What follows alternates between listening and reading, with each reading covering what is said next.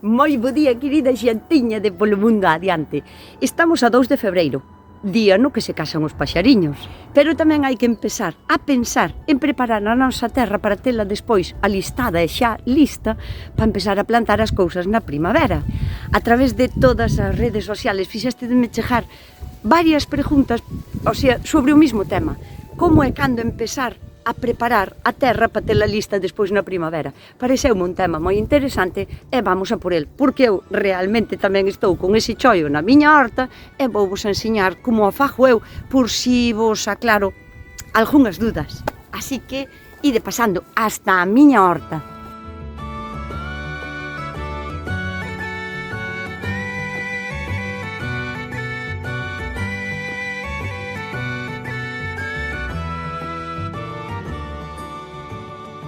Cando empezar a preparar o terreno, con canta antelación, hai que preparar o terreno donde vamos a plantar despois na primavera os nosos tomates, pimentos, berenjenas e todo o que queiramos plantar cando deixe de facer frío e nos chego bo tempo. Esa é unha pregunta que se vai a responder con moitas respostas porque todo vai a depender como teñades a vosa terra e que é o que utilicedes para fertilizala.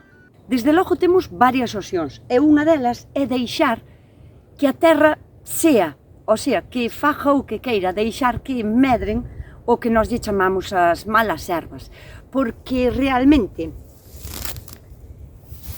se eu arranco un puñado desta erva, ves o que hai por aquí, pois varias cousas. Todas estas ervas que se dan ben no inverno realmente están aproveitando todos os nutrientes que ten a terra e estános recopilando nas súas follas, nas súas raíces, e todo isto podémolo reutilizar despois para facer a nosa propia materia orgánica, porque aquí está a riqueza da nosa terra, nas ervas que se dan ben, aínda que nós lle chamemos malas ervas. Que unha das opcións para preparar a nosa terra sería deixala todo o inverno que sin frenar a súa creatividade, deixala que críe todas estas malas ervas. E despois, temos dúas opcións, ou cavar á mesa, que vos vou facer un vídeo para vos ensiñar como cavar á mesa para aproveitar todo o que nace no voso terreno, ou apañar a erva, botala á composteira e labrar e fresar a terra, que tamén sería outra opción.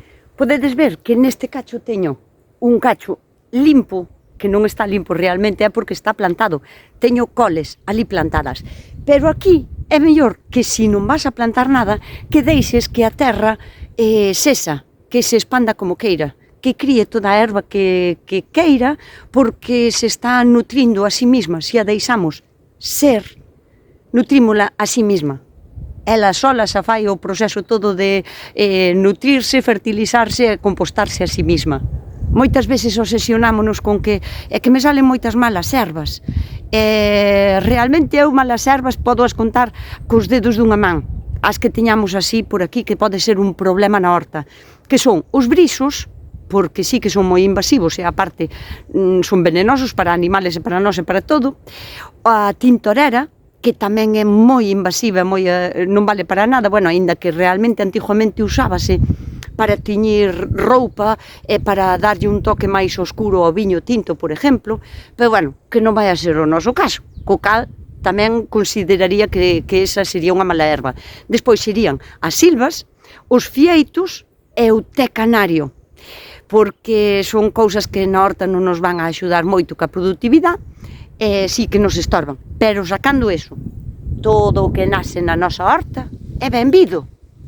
E esas serían as opcións que temos se non usamos a terra durante o inverno. Ben sexa porque non temos tempo para plantar, porque a nosa horta se encharca de agua e non damos sacado as colleitas adiante, ou ben sexa porque donde estades fai demasiado frío, neva, e non van arriba as producións. Pero agora vamos a pensar en que tendes outro tipo de terreno un pouquiño máis seco, máis estío, e que xa podedes empezar a preparalo, como sería o caso dos bancales, por exemplo, porque sempre están escorreitos, sempre teñen a terra preparada para poder recibir cultivos. E aínda que faja frío na vosa zona, a non ser que baixen as temperaturas de menos 5 grados durante 15 días, recordade que tendes a opción de mallas térmicas de cultivo. Eu aquí teño plantadiñas unhas patacas E túvenas que tapar porque o temporal este Herminia pois íbamos a romper e entonces cubrinas con esta malla. É transpirable, deixa pasar un pouquiño a condensación, deixa pasar a luz do sol.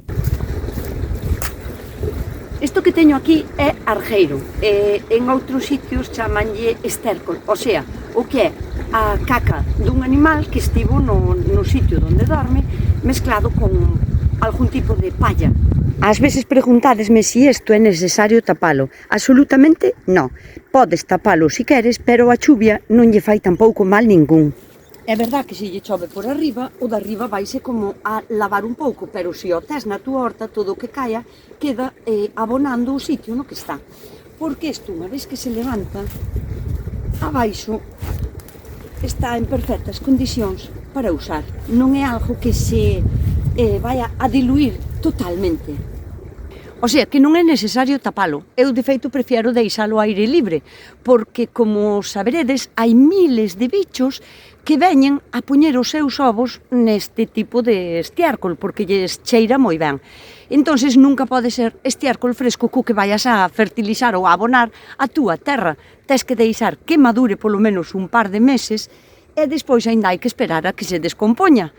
Que se utilizas este tipo de abono, sí que é interesante que empeces a facelo xa agora, polo menos un par de meses antes de empezar a plantar as túas plantas na primavera. Así que tan pronto como chame o tempo á boa, haise que poñer manos á obra e hai que empezar a fertilizar. Vouche explicar como o fago eu.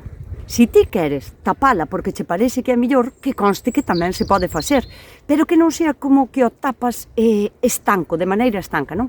Porque todos os bichos que veñen aquí a alimentarse desta pila de caca son bichos que de alguna maneira veñen a axudar a descompoñer todo eso, o sea, que todo o que axude ao proceso de descomposición é benvido.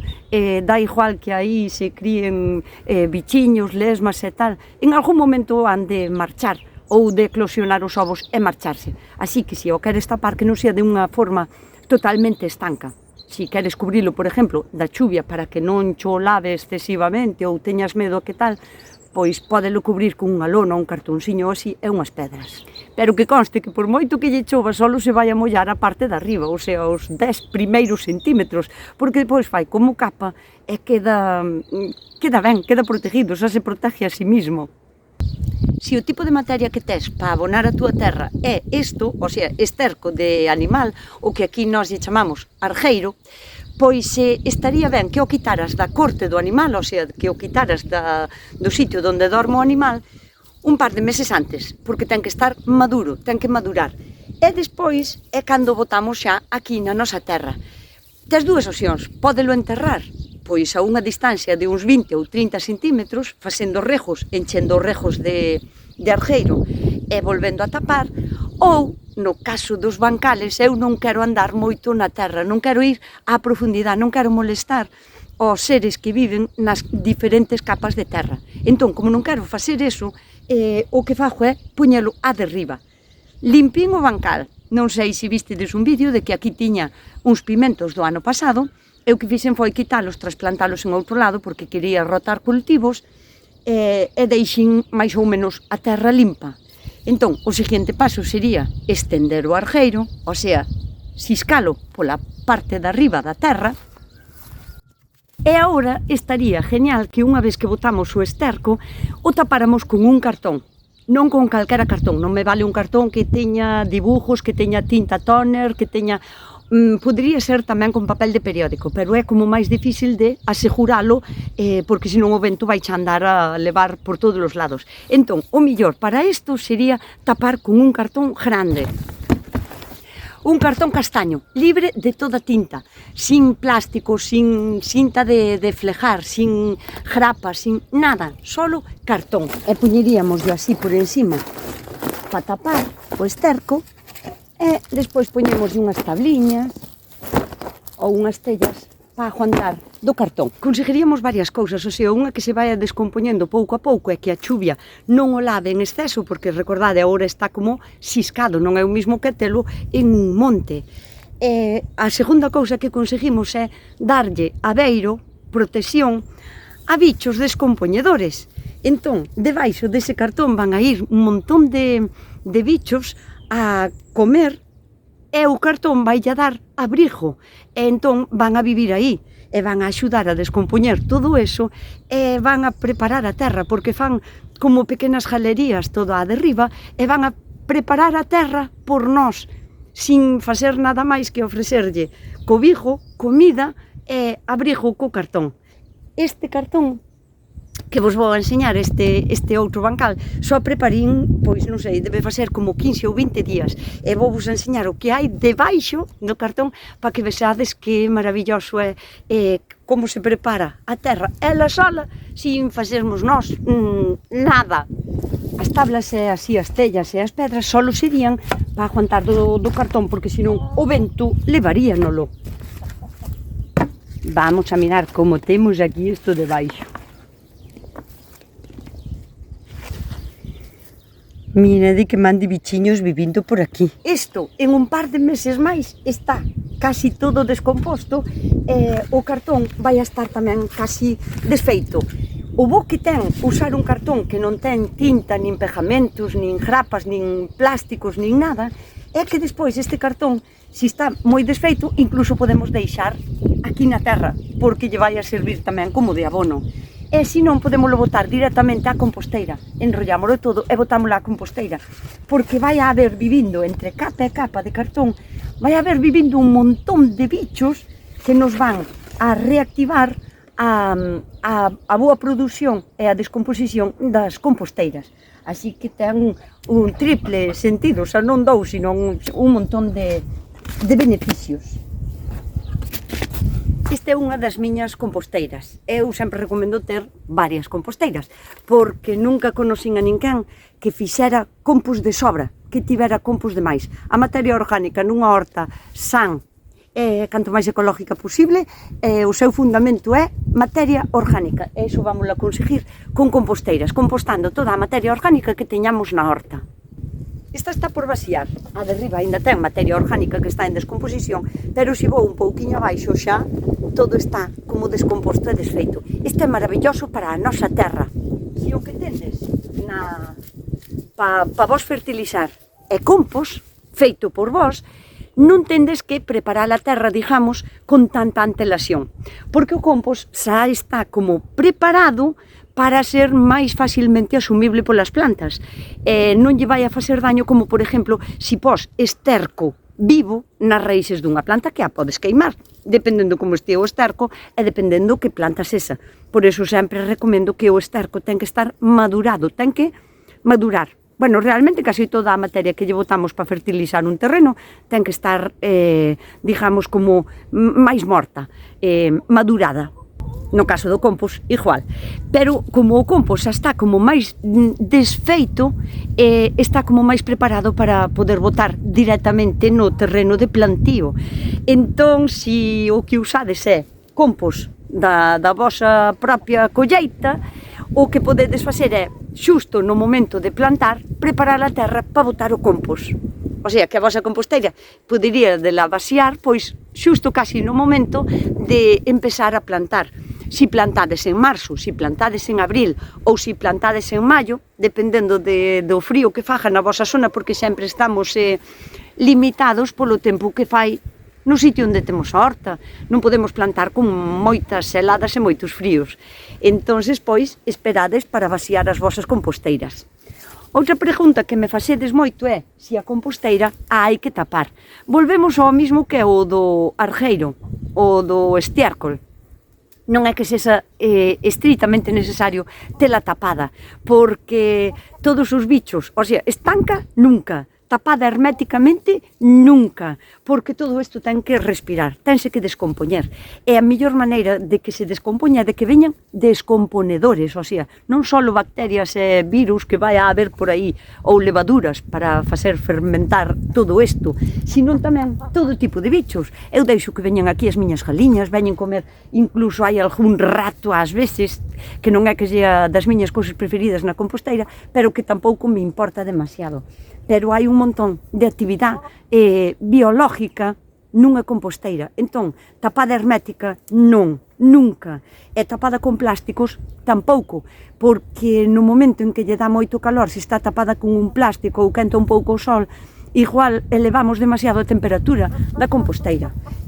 Non queremos que fermente a lo grande. Xa bastante fermenta aportándolle materia verde, que o que fai é aportar nitrógeno e provoca unha especie de fermentación, non? Xa lle dá calor. Se vedes que chove moito, se a queredes tapar un pouquiño para que non drene demasiado, pois podémola tapar un pouco.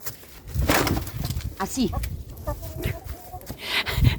Sin preocuparse moito, tapala un pouquiño, porque tamén lle ben, porque xusto debaixo desa tabla, agora van a criarse un montón de bichos que a intemperie non lles gusta estar, pero debaixo da tabla van a estar encantados de la vida.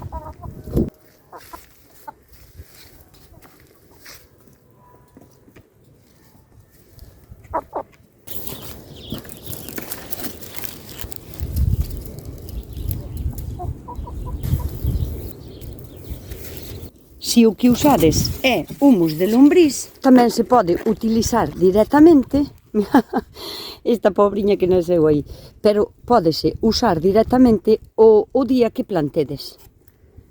Mirade que maravilla. Se o que ides a utilizar para fertilizar a vosa terra vai a ser humus de lombriz, o sea, de miñocas, non tendes por que facelo con tantísima antelación, porque isto sí que é como máis lixeiriño e pode marchar ca chuvia. O sea que o humus de miñoca podémolo utilizar xusto cando vayamos a plantar. Aínda que tendes a opción, se queredes tamén, de vaciar a vermicomposteira, porque xa a tendes moi chea, e gardar o humus en unhas bolsas que non sean estancas, por favor, porque esta é unha materia viva na que viven miles de millones de seres que nós non vemos e que tamén vemos, necesita respirar. Son respiradores, así que non se vos ocurra metelos en bolsas de plástico, porque estaría desmatando o humus de lombriz. O humus nunca ten que cheirar mal, porque cheira como a terra, como cheira cando vas paseando a carón dun río. Non pode cheirar fatal, a podre, porque iso foi porque estuvo pechada estanco. E non pode ser, ten que respirar. Hai seres vivos aquí e non queremos que morran. E se o que utilizas para fertilizar a túa terra son pois abonos e fertilizantes químicos, deses que veñen en boliñas, que se chaman 15-15 ou calquera tipo de eses activadores, pois máis ben a seguir as instruccións do fabricante, pero normalmente bótanse xusto cando se planta. Non tens que preparar a terra moitísimo tempo antes. Pero eses non cho recomendo. Mellor que sean pois biológicos, que sean de materia orgánica. Eu quería vos enseñar este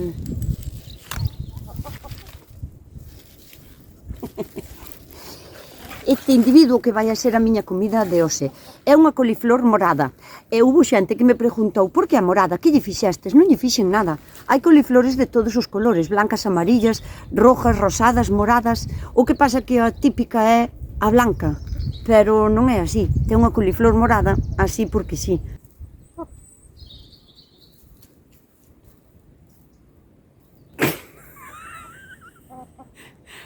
Mírame sospechando de min.